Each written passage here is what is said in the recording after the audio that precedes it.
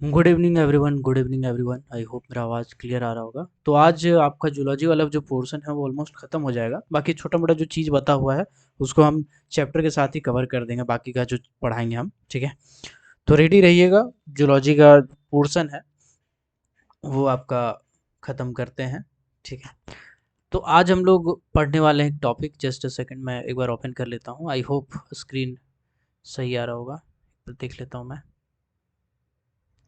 ठीक है, तो यार प्रीवियस क्लास में हम लोग पढ़ रहे थे वॉल्केनो। वॉल्केनो, तो वॉल्केनो का ही जो लास्ट कुछ पॉइंट सब बचा हुआ था वो हम लोग थोड़ा सा एक बार देख लेते हैं।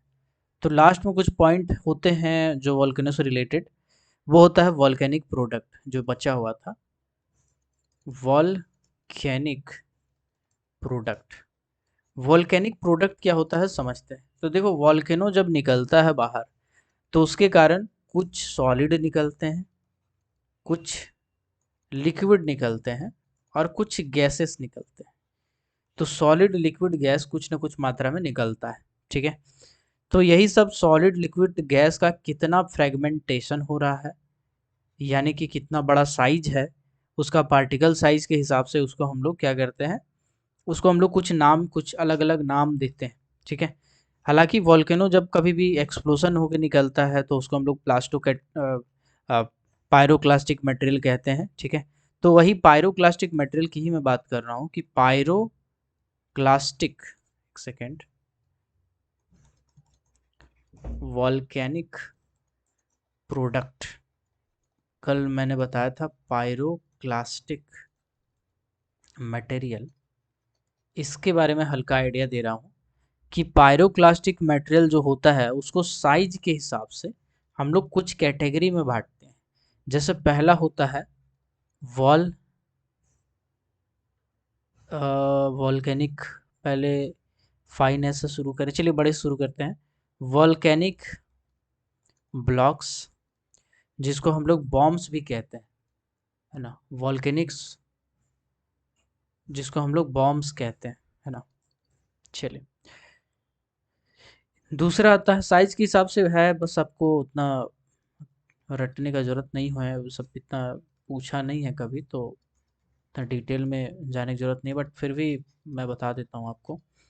तीसरा होता है एस, फिर आता है फाइन एस, फिर आता है आपका एग्लोमेरेट्स। ठीक है, ये सब नाम है यार, ये सब रटने का हमको नहीं लगता है ज़रूरत है, ये सब कोई पूछा नहीं है, बट चूंकि वो किताब में दिया है तो मेरा फ़र्ज़ बनता है बताने का। तो देखो, वॉल्केनिक जो प्रोडक्ट है यानी पायरोक्लास्टिक मटेरियल है, उसको हम लोग कुछ अलग अलग कैटेगरी में बांटते हैं उसके साइज के हिसाब से, जिसमें पहला है वॉल्केनिक ब्लॉक्स। वॉल्केनिक ब्लॉक्स क्या होता है, यानी कि इसको नीचे से शुरू करो तो ज़्यादा अच्छा रहेगा। सबसे पहले हम लोग बात करते हैं एंग्लोमेरेट्स। एंग्लोमेरेट्स क्या होता है, नीचे से भी नहीं, इसको हम अगर बीच से शुरू करते हैं, चलो शुरू से ही करते हैं। तो वॉल्केनिक ब्लॉक्स में बोला गया है कि अगर कोई पार्टिकल का साइज 32 मिलीमीटर से प्लस है, 32 मिलीमीटर से प्लस है, तो उस कंडीशन में उसको हम लोग वॉल्केनिक ब्लॉक्स कहेंगे। साइडर्स या लेपिली जिसको हम लोग कहते हैं वो होता है 4 से लेकर के 32 तक। रटना नहीं है, बस ऐसे ही समझा दे रहे हैं। एस हम लोग बोलते हैं 0.25 से लेकर के 4 तक का साइज है, और 0.25 से कम साइज है, इससे लेस साइज है, तो इसको हम लोग फाइन एस कहते हैं। और जो एग्लोमेरेट्स है ये आपका 20 डाया वाला जो साइज होता है, इसके बड़ा वाला जो साइज होता है, इसको हम लोग इसको कहते हैं। तो एक बार देख लीजिए, वॉल्केनिक प्रोडक्ट जिसको पायरोक्लास्टिक मटेरियल कहते हैं, उसमें बहुत सारा अलग अलग साइज के हिसाब से नाम होता है। इसमें वॉल्केनिक ब्लॉक्स है 32 से ऊपर का साइज का। साइडर्स या लेपिली है 4 से 32 एस है 0.25 से 4 फाइन एस है 0.25 से लेस वाला, और एग्लोमेरेट से आपका 20 से प्लस वाला। तो ये आपका याद करने का जरूरत नहीं है, बस ऐसे एक आइडिया दे रहे थे आपको। चलिए अब हम लोग आगे बढ़ते हैं। तो अब हम लोग एक नया टॉपिक की ओर कूदते हैं, क्योंकि वॉल्केनो हम लोग खत्म कर चुके थे प्रीवियस क्लास में। अब आते हैं अर्थक्वेक। तो देखो, अर्थक्वेक होता क्या है इसको समझेंगे, तो इसको समझने के लिए हम लोग फोटो का इस्तेमाल करेंगे। चलिए हम लोग फोटो निकालते हैं, फोटो निकालते हैं, एक सेकेंड। देखो ये है फोटो, है ना। एक सेकेंड, इसको थोड़ा जूम कर पाए अगर हम तो कर लेते हैं।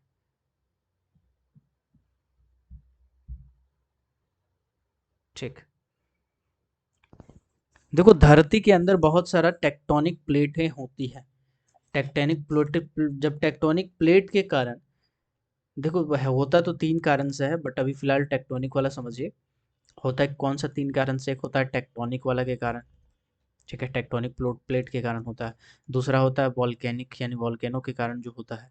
इसके बाद एक होता है सबमेराइन, ठीक है, सबमेराइन जो समुद्र के नीचे होता है, जिसको हम लोग सुनामी भी कहते हैं, ठीक है, टी सुनामी।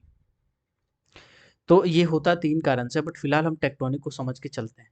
तो देखो यार, जब धरती के नीचे बहुत सारा क्या होता है, लेयर होता है, टेक्टोनिक प्लेट होता है, बहुत सारा अलग अलग टेक्टोनिक प्लेट होता है। तो ये टेक्टोनिक प्लेट जब आपस में टकराती हैं, जब ऊपर नीचे जाती हैं, जब एक दूसरे से थोड़ा सा ये होती है, मतलब कुल मिलाकर के वाइब्रेट करता है, तो उसके कारण धरती तक अगर असर पड़े तो उसको अर्थक्वेक कहते हैं। अर्थक्वेक कब आता है समझते हैं। EARTHQUAK, अर्थक्वेक कब आता है? तो इसका आंसर हो जाएगा ऑलवेज। ऑलवेज का मतलब हर टाइम आता है। अभी अर्थक्वेक आ रहा है जी, बिल्कुल अभी अर्थक्वेक आ रहा है। आप जब क्लास कर रहे हैं तो अर्थक्वेक आ रहा है। आप 1 घंटा बाद पानी पीजिएगा तो अर्थक्वेक आ रहा होगा। आप रात को सोइएगा तो अर्थक्वेक आ रहा होगा। आप सुबह उठिएगा तो अर्थक्वेक आ रहा होगा। यानी कि पृथ्वी में हमेशा 24/7 अर्थक्वेक आ रहा होता है। ठीक है, 365 दिन अर्थक्वेक आ रहा होता है। क्यों अर्थक्वेक ऐसा हम कहते हैं? क्योंकि हम लोग अर्थक्वेक बेसिकली वाइब्रेशन को ही कहते हैं।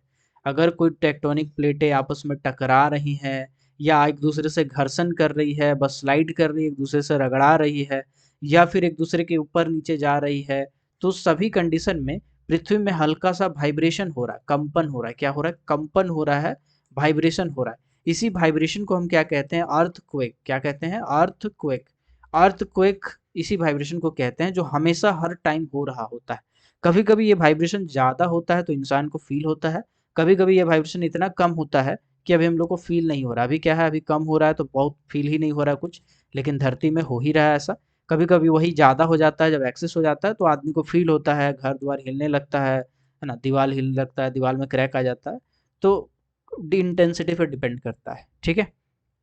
चल, तो कभी भी जब अर्थक्वेक आता है, अब अर्थक्वेक आता है मतलब हम लोग क्या समझते हैं? देखो टेक्निकली तो ऐसा है कि अर्थक्वेक हमेशा आ रहा होता है, लेकिन अर्थक्वेक आता है का मतलब अगर बाहर में कुछ सरफेस फीचर में हमको इसका असर दिखता है, अगर हमको अर्थ का सरफेस पे असर दिखता है, तब हम लोग ऐसा मानते हैं कि अर्थक्वेक आ रहा है। लेकिन टेक्निकली क्या, हमेशा आ रहा होता है, ठीक है। तो कभी भी अगर हमको सरफेस में दिखाई देता है, सरफेस में अर्थक्वेक दिखाई देता है, यानी वाइब्रेशन का कुछ असर दिखाई देता है, तो हम लोग मानते हैं कि अर्थक्वेक आ रहा है। तो जहाँ सेंटर है, ठीक है, यहाँ पे 2-3 टर्म है, इसको समझते हैं। एक टर्म है फोकस। फोकस का मतलब जहाँ टेक्टोनिक प्लेट यानी धरती के नीचे, धरती के नीचे जो टेक्टोनिक प्लेट है, धरती के नीचे जो टेक्टोनिक प्लेट है, उस टेक्टोनिक प्लेट में जब वाइब्रेशन होता है, उस टेक्टोनिक प्लेट में क्या होता है, जब वाइब्रेशन होता है, धरती के नीचे जो टेक्टोनिक प्लेट है, इस टेक्टोनिक प्लेट में जब वाइब्रेशन होता है, तो इसके कारण जिस पर्टिकुलर जगह पे वाइब्रेशन हो रहा है, मतलब जहाँ से स्टार्ट हुआ है धरती के अंदर, इसको हम लोग कहते हैं फोकस। क्या कहते हैं? फोकस कहते हैं। इसको हम लोग एग्जैक्ट स्पॉट कह सकते हैं कि यहीं से शुरुआत हुआ, यही है जड़। यही क्या है? जड़ है। किसका जड़ है भाई? भूकंप का जड़ है। अर्थक्वेक का जड़ कौन सा है? फोकस है अर्थक्वेक का जड़, ठीक है। तो यही जो सेंटर है जहाँ से शुरुआत हुआ, उसको हम लोग कहते हैं फोकस। इसी फोकस का एक और नाम है, इसको हम लोग कहते हैं हाइपो सेंटर। Hypo centre. क्या कहते हैं? Hypo centre. फिर से समझिएगा, अर्थक्वेक हमेशा आ रहा होता है धरती पे, लेकिन जब कभी धरती पे हमको सिम्टम्स मिलता है तब हम मानते हैं कि अर्थक्वेक आ रहा है। जब कभी धरती में सिम्टम्स मिलता है तो उसी के धरती के नीचे जमीन जहाँ से भूकंप की शुरुआत हुई थी, उसी शुरुआत वाले पॉइंट को हम लोग फोकस कहते हैं। और उसको एक और नाम कहते हैं हाइपो फोकस। क्या कहते हैं? Hypo centre, sorry hypo centre कहते हैं इसको। क्या कहते हैं? Hypo centre. चलिए, ठीक। अब सरफेस में जहाँ पे उसका असर दिख रहा है, सरफेस में जहाँ पे असर उसका हमको दिख रहा है, वह एग्जैक्ट पॉइंट को हम क्या कहेंगे? उसको कहेंगे ईपी सेंटर। क्या कहेंगे? ईपी सेंटर कहेंगे। क्या कहेंगे? ईपी सेंटर कहेंगे। यानी सरफेस पे जो है वो ईपी सेंटर है, और धरती के नीचे जो है, धरती के नीचे जो है वो क्या है? वो मेरा हाइपो सेंटर है। तो हाइपो सेंटर, ईपी सेंटर समझ गए, ये है हाइपो सेंटर धरती के नीचे वाला, और धरती के ऊपर वाला ईपी सेंटर है, धरती के नीचे वाला हाइपो सेंटर है, धरती के ऊपर वाला ईपी सेंटर है, धरती के नीचे वाला हाइपो सेंटर है, धरती के ऊपर वाला ईपी सेंटर है, धरती के नीचे वाला हाइपो सेंटर है। ऐसे करके रटिएगा तो आपका दिमाग में बैठ जाएगा। चलिए यहाँ तक आई होप आप समझ गए होंगे। अब कुछ टर्म है, एक टर्म है उसको समझा देते हैं, आइसो से सिमल लाइन, आइसोसेसिमल लाइन या इसको हम लोग कहेंगे आइसोसेसिस्ट, आइसोसेसिस्ट या आइसोसेसिमल लाइन कहेंगे। क्या होता है समझते हैं, क्या होता है इसको हम लोग समझते हैं। ठीक है, मान लीजिए ऐसा है, अर्थक्वेक का इंटेंसिटी किसी एक पर्टिकुलर पॉइंट पे सेम है। जैसे मान लीजिए ये है पॉइंट ए, ये है पॉइंट बी, ये है पॉइंट सी, ये है पॉइंट डी, ये है पॉइंट ई। तो यहाँ पर भी सेम है, यहाँ पर भी सेम है, यहाँ पर भी सेम है, यहाँ पर भी सेम है, यहाँ पर भी सेम है। ये एक दूसरे से कुछ मीटर दूर है, मान लीजिए 100 मीटर दूर है, ये यहाँ से मान लीजिए 500 मीटर दूर है, ये यहाँ से मान लीजिए 100 मीटर दूर है, ये ऐसा मान लीजिए 250 मीटर दूर है, मतलब कुछ कुछ दूर है सब पॉइंट। तो ये सभी पॉइंट का अगर रिएक्टर सेम है, मान लीजिए यहाँ पे 8 रिएक्टर का आया, इधर भी 8 रिएक्टर का आया, यहाँ भी 8 रिएक्टर का आया, यहाँ भी 8 रिएक्टर का आया, यहाँ भी 8 रिएक्टर का आया। तो अब क्या करेंगे हम, इस सभी लाइन को हम एक, सभी पॉइंट को एक लाइन से मैच करेंगे, मिलाएंगे। क्या करेंगे, सभी पॉइंट को एक लाइन से हम मिलाएंगे, और इसी लाइन को, इस प्रॉपर लाइन को, इसको हम लोग क्या कहेंगे, आइसोसेसिमल पॉइंट। क्या कहेंगे, आइसोसेसिमल लाइन, सॉरी लाइन है ना, आइसोसेसिमल लाइन। इसको हम लोग आइसोसेसिस्ट भी कहते हैं, आइसोसेसिस्ट भी कहते हैं। तो दिमाग में क्या रहेगा, आइसोसेसिमल पॉइंट का मतलब धरती के सरफेस में जहाँ पर अलग अलग जगह पे भूकंप का इंटेंसिटी सेम है, उन सभी इंटेंसिटी वाले जगह को हम पॉइंट से मिलाते हैं, मैच करते हैं, तो मेरा क्या कहलाता है, आइसोसेसिमल पॉइंट कहलाता है। वो पर्टिकुलर लाइन क्या कहलाता है, आइसोसेसिमल लाइन कहलाता है, आइसोसेसिमल लाइन कहलाता है। ठीक है, ठीक, चल, है ना। अब हम लोग समझते हैं एक और टर्म है, उसको भी समझते हैं। दूसरा टर्म क्या है, मान लीजिए एक पॉइंट है ए, एक पॉइंट है बी, एक पॉइंट है सी, एक पॉइंट है डी, एक पॉइंट है ई, एक पॉइंट है एफ।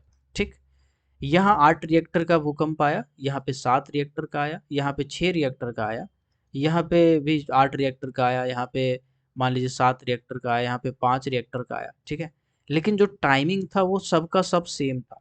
मान लीजिए 10 बजे एकदम भोरे भोरे यहाँ भी आया, यहाँ भी 10 बजे भोरे भोरे आया, यहाँ भी 10 बजे भोरे भोरे आया, यहाँ भी 10 बजे भोरे भोरे आया, मतलब एकदम भोर में, सुबह सुबह। 10 बजे तो सुबह नहीं है, बट मान के चलिए कि एक ही साथ एक ही जगह एक ही टाइम में अगर सब जगह पे आ रहा है, एक ही टाइम में अलग अलग जगह पे अगर आ रहा है, जैसे ए पॉइंट में जो 8-10 बजे आया था, बी पॉइंट में भी 10 बजे आया, लेकिन अलग अलग रिएक्टर है, रिएक्टर अलग है, रिएक्टर अलग है, लेकिन अलग अलग टाइम में आया है, तो हम सब टाइम वाला, सेम टाइम वाला को मिला देंगे। क्या करेंगे, सेम टाइम वाला को, सेम टाइम वाला को एक लाइन से जोड़ देंगे, एक लाइन में जोड़ देंगे, एक लाइन में जोड़ देंगे। अब ये लाइन क्या कहलाएगा सर मेरा, अब ये लाइन क्या कहलाएगा, होमोसेसिमल, होमोसेसिमल, होमोसेसिमल। होमो मतलब सेम, सेसिमल का मतलब आपको पता है एक लाइन होता है। ठीक है, तो होमोसेसिमल क्या होता है, होमोसेसिमल जो अलग अलग पॉइंट है जहाँ पे अलग अलग रिएक्टर का भूकंप आया है लेकिन एक ही टाइम में आया है, तो एक ही सेम टाइम वाला को हम लाइन से मिलाते हैं, तो उसको होमोसेसिमल कहते हैं।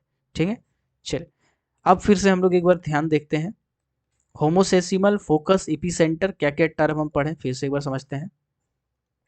तो अभी हम पढ़ाएं आपको फोकस क्या होता है, अभी हम पढ़ाएं आपको ईपी सेंटर क्या होता है, अभी हम आपको बताएं आइसोसेसिमल क्या होता है, आइसोसेसिमल क्या होता है, अभी हम आपको पढ़ाएं होमोसेसिमल क्या होता है, होमोसेसिमल क्या होता है।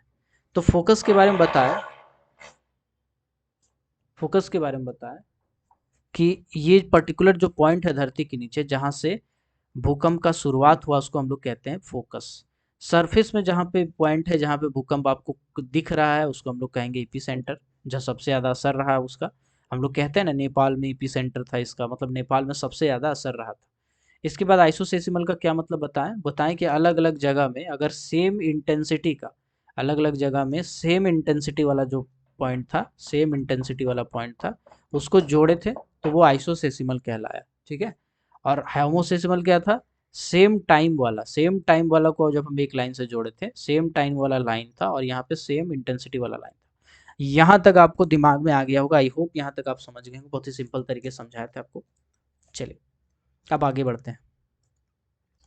देखो भैया, भूकंप जो है वो 3 प्रकार से आता है। इसको हम लोग कह सकते हैं कि according to origin of earthquake, according to origin of earthquake, इसको हम 3 भाग में बांटते हैं। पहला भाग है मेरा टेक्टोनिक अर्थक्वेक, टेक्टोनिक अर्थक्वेक। दूसरा होता है वॉल्केनिक अर्थक्वेक, वॉल्केनिक अर्थक्वेक। और तीसरा होता है सबमेराइन अर्थक्वेक, सबमेराइन अर्थक्वेक। ठीक है। तो देखो यार, ये ओरिजिन ऑफ अर्थक्वेक के हिसाब से है। ऐसा नहीं कि अर्थक्वेक का बस यही क्लासिफिकेशन है, अर्थक्वेक का और भी क्लासिफिकेशन है। नेचर ऑफ अर्थक्वेक के हिसाब से इसको हम लोग अलग अलग भाग में बांटते हैं। फिर अगर हम कुछ और टाइप से होता है इसका, ठीक है। टाइप्स इसका बहुत सारा है, लेकिन आपको जो पढ़ना है वो 2-3 है, तो ध्यान रहिएगा। ओरिजिन ऑफ अर्थक्वेक के हिसाब से इसका 3 भाग होता है। एक होता है टेक्टोनिक, एक होता है वॉल्केनिक, एक होता है सबमराइन। तो इसके बारे में आपको हम ज़्यादा बताएंगे नहीं, क्योंकि ज़्यादा लिखा भी नहीं किताब में, ना पूछेगा, लेकिन फिर भी हम आपको समझा देते हैं।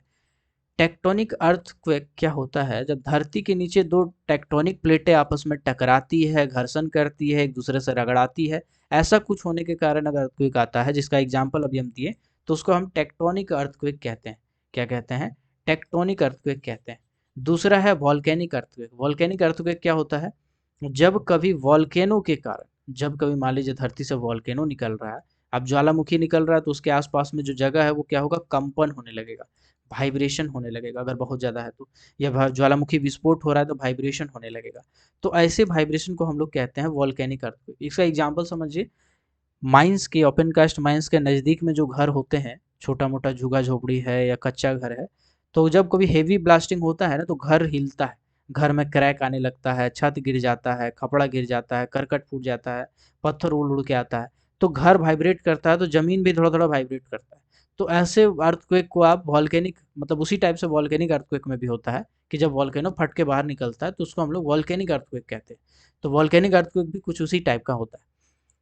इसके बाद तीसरा आते हैं हम सबमेराइन अर्थक्वेक। सबमेराइन अर्थक्वेक क्या होता है? जब धरती के नीचे समुद्र में, यानी ओशियन है, सी है, ये सब जगह पे क्या होता है, समुद्र में जो बेसिन होता है ना, समुद्र का बेसिन, वो कुछ ऐसा उबड़ा खबड़ा, ऐसा प्लेन नहीं रहता, उबड़ा खबड़ा रहता है, ठीक है। तो इन बेसिन में जो चट्टाने हैं, ठीक है, चट्टानों में जब हाई प्रेशर पड़ता है, जब हाई प्रेशर चारों तरफ से लेटरल या कंप्रेसिव इस टाइप का प्रेशर पड़ता है, तो इसके कारण इसका फोर्स डिसबैलेंस हो जाता है और कभी कभी इसमें भूकंप आता है। या एक तरह से आप कह सकते हैं कि टेक्टोनिक प्लेट का ही मूवमेंट हो रहा है, लेकिन वो समुद्र के अंदर हो रहा है। टेक्टोनिक प्लेट का ही मूवमेंट हो रहा है, लेकिन वो समुद्र के अंदर हो रहा है, तो इसको हम एक अलग कैटेगरी में रखते हैं। इसको कहते हैं सबमेराइन अर्थक्वेक। क्या कहते हैं? सबमेराइन अर्थक्वेक। सबमेराइन अर्थक्वेक का एक और भी नाम है, जिसका नाम है सुनामी, जो कि उड़ीसा में आया था, सुनामीज, ठीक है। तो सबमेराइन अर्थक्वेक को सुनामी कहते हैं। वॉल्केनिक अर्थक्वेक क्या होता है? वॉल्केनो फूटने के कारण जो घर द्वार हिलता है, आसपास जब वाइब्रेशन होता है। टेक्टोनिक अर्थक्वेक क्या होता है? टेक्टोनिक अर्थक्वेक धरती का टेक्टोनिक प्लेट का टकराने, घर्षण कारण से होता है। तो ओरिजिन ऑफ अर्थक्वेक में जो तीनों टाइप, आई होप ये समझ गए होंगे। आप नहीं समझे, रिपीट कीजिए, बार बार देखती रहिए, याद हो जाएगा। चलिए अब हम लोग आते हैं थोड़ा सा और आगे। तो अभी तक आपने क्या पढ़ा? अभी तक आपने पढ़ा अर्थक्वेक क्या होता है। इसके बाद फिर आपने कुछ टर्म से रूबरू हुआ, आप फोकस के बारे में जाने। फिर आप ईपी सेंटर के बारे में जाने। ईपी सेंटर को एक और नाम आप जाने कि हाइपो सेंटर जो है, उसको हम लोग ईपी सेंटर भी कहते हैं। फिर आपको आइसोसेसिमल से हम रूबरू कराएं। फिर आपको हम होमोसेसिमल से रूबरू कराएं।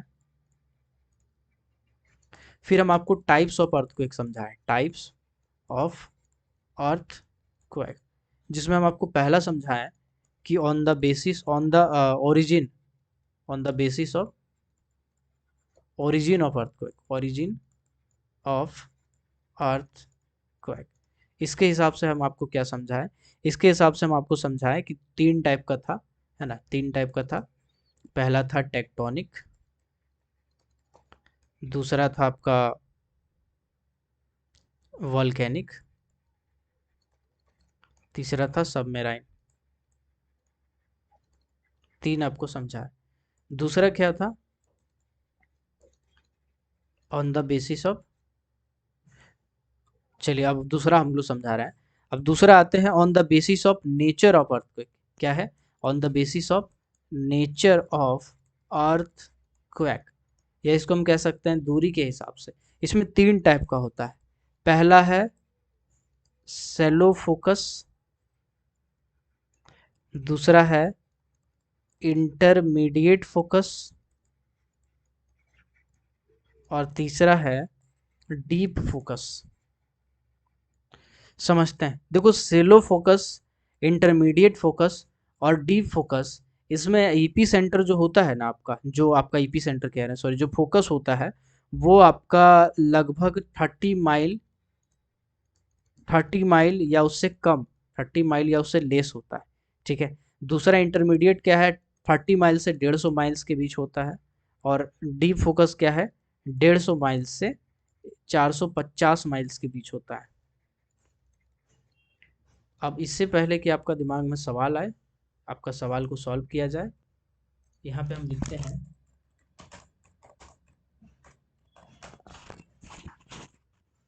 माइल्स इन किलोमीटर। यहाँ पे हम समझते हैं 30 माइल्स का मतलब क्या होता है। तो 30 माइल्स का मतलब होता है 48.280322 किलोमीटर।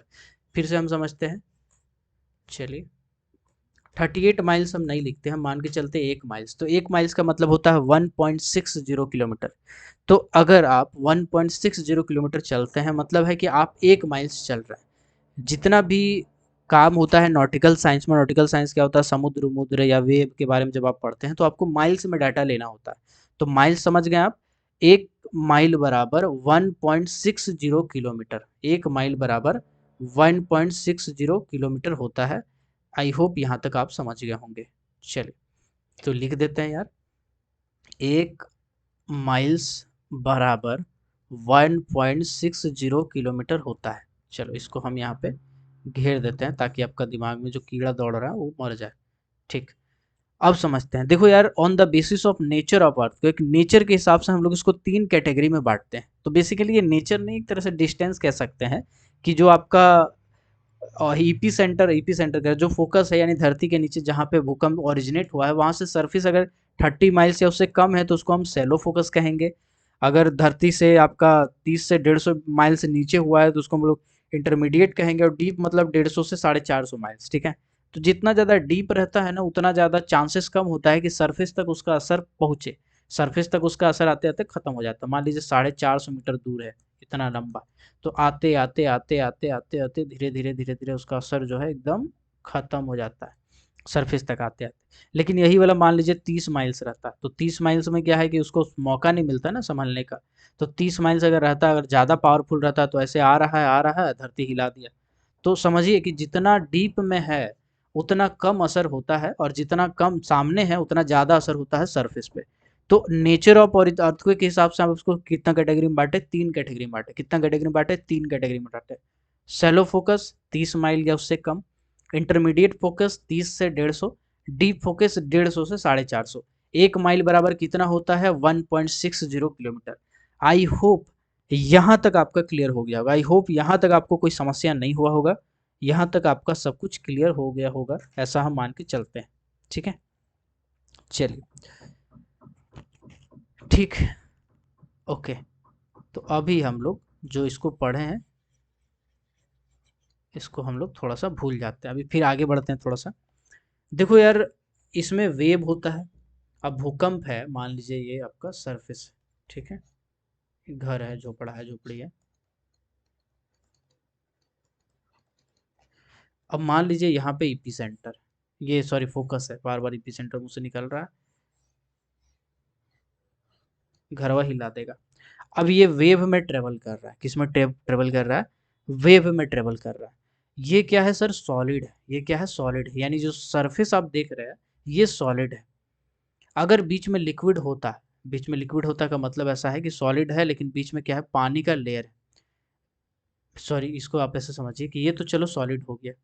अगर समुद्र में आता, अगर ओशियन में आता, ये ओशियन है, ओशियन में आता तो पानी भी ट्रेवल करता और ऊपर तक जाता। ठीक है। तो ओशियन में भी पानी, मतलब लिक्विड में भी कुछ वेव है जो ट्रेवल करता है, कुछ है जो सिर्फ सॉलिड में ट्रेवल करता है, कुछ जो है वो सॉलिड, लिक्विड एंड गैस, ये तीनों में ट्रेवल करता है। सॉलिड, लिक्विड एंड गैस, ये तीनों में ट्रेवल करता है। तो ऐसे वेव का नाम क्या क्या है वो हम लोग समझते हैं। ठीक है।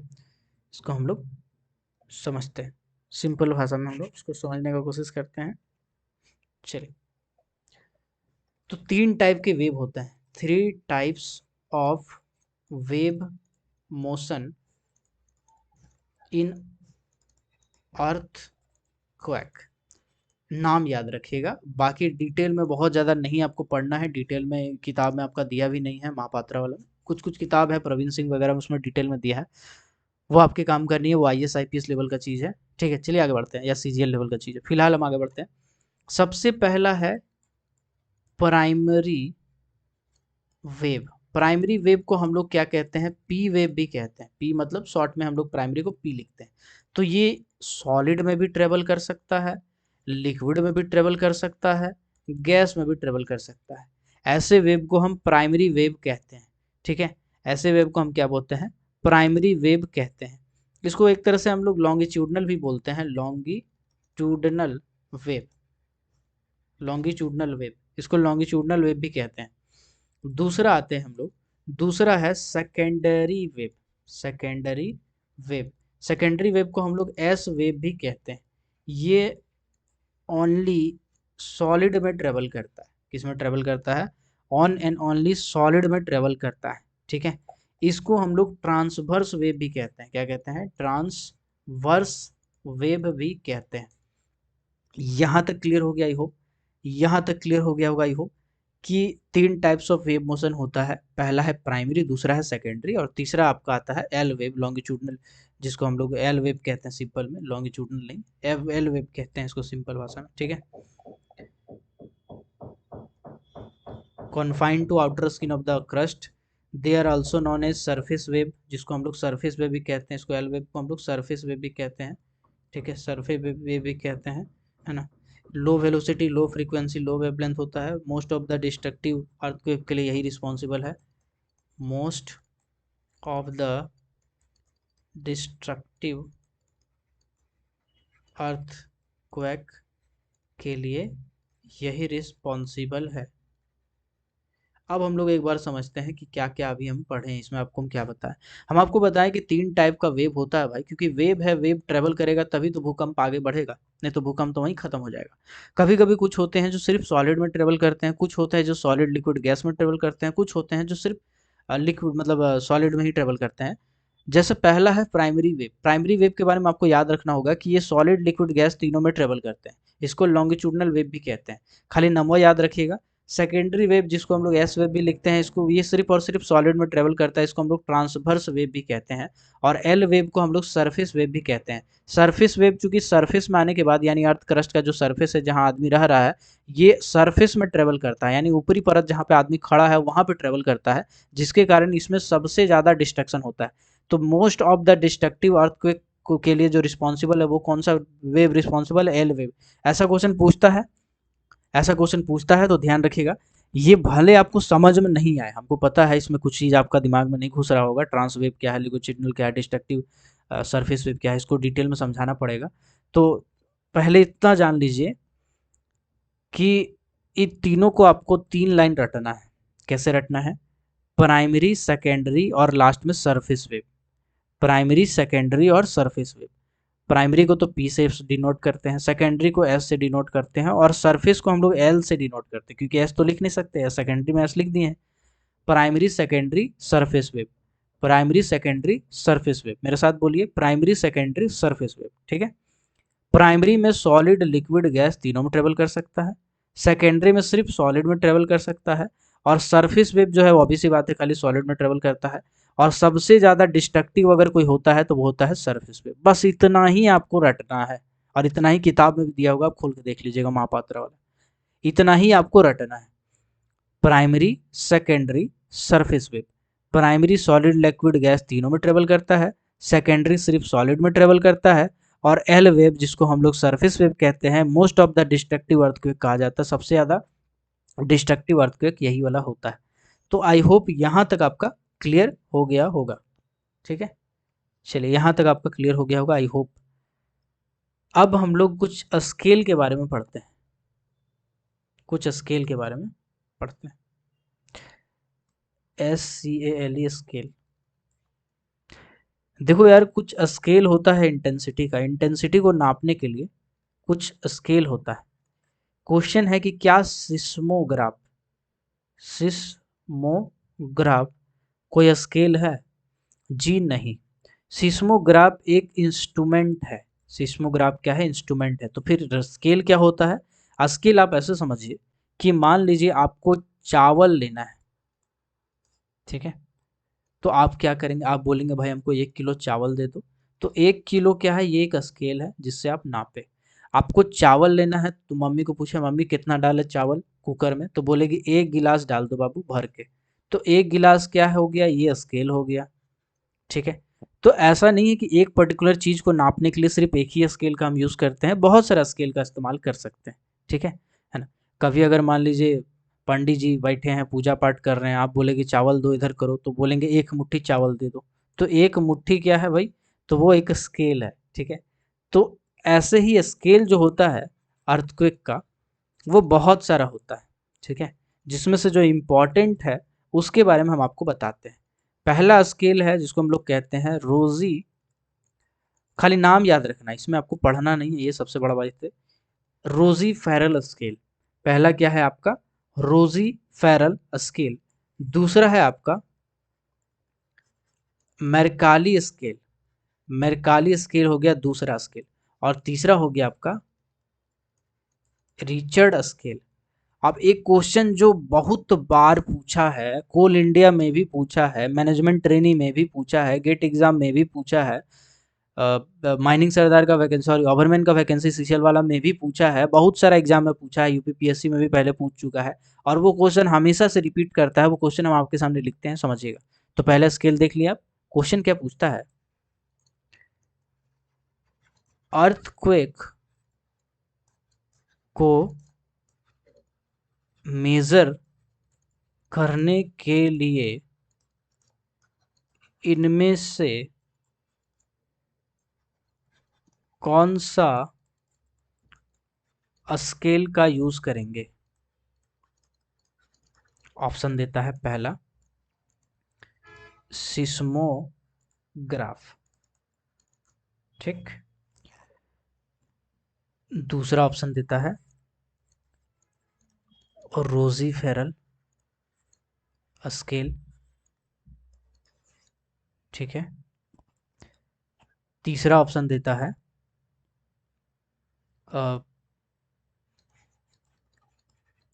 Richter scale. और चौथा ऑप्शन देता है बी एंड सी। तो इसमें ज्यादातर लड़का सिस्मोग्राफ मानता है, क्योंकि इस अर्थ को एक देखता है सिस्मोग्राफ मार देता है। सिस्मोग्राफ क्या है? एक इंस्ट्रूमेंट है। सिस्मोग्राफ क्या है? एक इंस्ट्रूमेंट है। स्केल नापने के लिए आपको इन तीनों का यूज करते हैं। कौन कौन सा तीनों का? एक रिचर्ड रोजी फेरल स्केल, एक आपका रिचर्ड स्केल, ठीक है, और एक आपका हो जाता है मरकाली स्केल, मरकाली स्केल। तो बस इतना, ये नाम याद रखिएगा काफ़ी है, नाम याद रखिएगा काफ़ी है, ठीक है। सिस्मोग्राफ एक ऐसा इंस्ट्रूमेंट होता है जिससे हम लोग अर्थक्वेक का इंटेंसिटी को नापते हैं कि कितना ज़्यादा अर्थक्वेक हुआ है, कितना ज़्यादा नहीं हुआ है, उसको हम लोग नापने के लिए जनरली इस्तेमाल करते हैं। उसको हम लोग रिएक्टर से दर्शाते हैं। रिएक्टर स्केल बेसिकली बताता है कि अर्थक्वेक का कंडीशन कितना है। तो जनरली जब 8 से ऊपर होता है तो हम लोग उसको बहुत खतरनाक मानते हैं, ठीक है ना? चलिए, तो ये अर्थक्वेक के बारे में हम हल्का आपको बता दिए।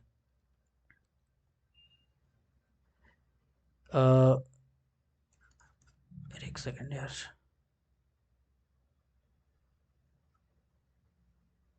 समझिएगा। नेपाल अर्थक्वेक वाला जो रीजन है, अंडमान एंड निकोबार, भारत का जगह हम लिखने का कोशिश कर रहे हैं यहाँ पे, बाकी तो है ही, ठीक है। मेघालय साइड मतलब नेपाल के आसपास में जो जगह है ना, अंडमान निकोबार के आसपास में जो जगह है, ये सब क्या है? ये सब हमेशा ज़्यादा भूकंप आते रहता है, आते रहता है, आते रहता है, ऐसा जगह है। एक जगह और है गुजरात, गुजरात का कच्छ, लेकिन अभी कम हो गया है। पहले एक टाइम था 2001 का समय था जहाँ पे सबसे बड़ा भूकंप आया था कच्छ में, एक पूरा का पूरा जिला खत्म हो गया था। तो देखिएगा कभी अगर आपका डिस्कवरी देख सकते हैं तो चलो यार, इसको इतना ही रखते हैं। वोल्केनो आपका ख़त्म हो गया है, वोल्केनो और कुछ बचा नहीं है तो और क्या पढ़ा है। बाकी इंटरनेशनल लेवल पे अगर हम बात करेंगे, इंटरनेशनल लेवल पे कि कहाँ-कहाँ ज़्यादा भूकंप आता है, तो बहुत सारा जगह है। देखो, पैसिफिक ओशियन के आसपास में जो जगह होता है, ठीक है, उस जगह पे रिंग ऑफ फायर जिसको हम लोग कहते हैं, उस जगह पे भूकंप ज़्यादा आता है। ठीक है, बर्मा बर्मा में ज़्यादा भूकंप आता है, बर्मा भी एक जगह है। उसके आसपास में इंडिया का जो जगह है वहाँ पर भी भूकंप आता है, अफ़गानिस्तान है वहाँ पर भी भूकंप आता है, टर्की है, बहुत जगह है, ठीक है, वो सभी जगह भूकंप आता है। तो जनरली आपको भारत वाला याद रखना है कि नेपाल के नज़दीक जो है, बर्मा के नज़दीक जो है, और अंडमान निकोबार के आसपास में जो है, उस सभी जगह पे जनरली भूकंप के जोन होते हैं। ठीक है, चलिए, ओके। तो आज आपने जो जो पढ़ा, आई होप आपको समझ में आ गया होगा, याद हो गया होगा। एक बार रिकैप कर लीजिएगा, ठीक है। अर्थक्वेक का पूरा डिटेल में हम आपको समझाए हैं। इतना आप अगर कर लेंगे तो आपका अर्थक्वेक बड़ा ही आसानी से क्लियर हो जाएगा। तो जूलॉजी का जो पोर्शन था उसमें ऑलमोस्ट आपका हो गया है। थोड़ा बहुत छोटा मोटा पॉइंट अगर कुछ बचा है तो उसको हम जब महा मैराथन कराएंगे उसी टाइम करा देंगे, ठीक है। तो जूलॉजी का पोर्शन आपका पूरा पूरी कंप्लीट हो चुका है, सब मानते हैं। थोड़ा बहुत जो पॉइंट बचा है, जैसे डिकन्फर्मिटी है, उस सब छोटा मोटा कुछ कुछ टॉपिक है, तो उसको हम लोग महा मैराथन में क्लियर कर देंगे। तो जूलॉजी जूलॉजी आपका पूरी तरह से कवर हो चुका है।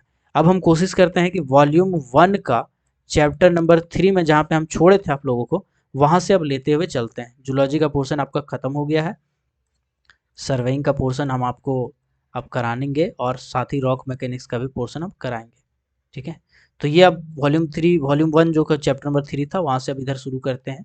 बाकी इसको सर्वेइंग को और रॉक मैकेनिक्स को भी लेके चलेंगे बीच बीच में, ठीक है। तो ये दोनों बहुत छोटा छोटा है, बहुत ज़्यादा नहीं है, खत्म हो जाएगा, है ना। चलिए, ओके। अब रहा बात, बहुत लड़का लोग बोल रहे हैं कि सर पीडीएफ नहीं भेज रहे हैं, पीडीएफ नहीं भेज रहे हैं। देखो यार, पीडीएफ में क्या है कि अगर हमको पीपीटी बनाना पड़े तो अभी लंबा समय लग जाएगा, जिसके कारण हम नहीं भेज पाएंगे। तो हम क्या करते हैं कि चैप्टर वाइज, जैसे वॉल्यूम 1 है, वॉल्यूम 2 हम पढ़ाएं, तो वॉल्यूम 2 का चैप्टर नंबर 1, चैप्टर नंबर 2, इसी का हम बुक में पीडीएफ बना बना के भेजते हैं। लेकिन बुक में ऐसा नहीं है कि हम आपको पूरा बुक का बोल रहे हैं पढ़ने के लिए। बुक में अंडरलाइन किया हुआ है, बस वही अंडरलाइन को हम टाइप करते हैं पीपीटी में, और उसको आपके सामने रखते हैं सिंपल भाषा में। तो वही जो अंडरलाइन किया हुआ है, बस उस पोर्शन को आप पढ़िएगा तो आपका पॉइंट हो जाएगा, ठीक है। तो जितना भी पॉइंट सब है हम बुक में अंडरलाइन किए हुए हैं, हम उसी का पीपीटी बनाएंगे और आपको पीडीएफ बनाएंगे और सेंड करते जाएंगे। इससे क्या होगा, आपके पास एक नोट्स हो जाएगा, है ना। आप चाहें तो उसको पढ़ सकते हैं, नहीं तो अपना किताब भी फॉलो कर सकते हैं। तो पीडीएफ आपका वही वाला हो जाएगा, बस उसी को हम पीपीटी में टाइप कर देते तो आपको थोड़ा अच्छा लगता है देख के, लेकिन समय के कारण हम नहीं कर पा रहे हैं, ठीक है। चलिए, और एक चीज़ और, लड़का लोग मैसेज कर रहा है कि बालको का एग्ज़ाम का डेट आ गया है।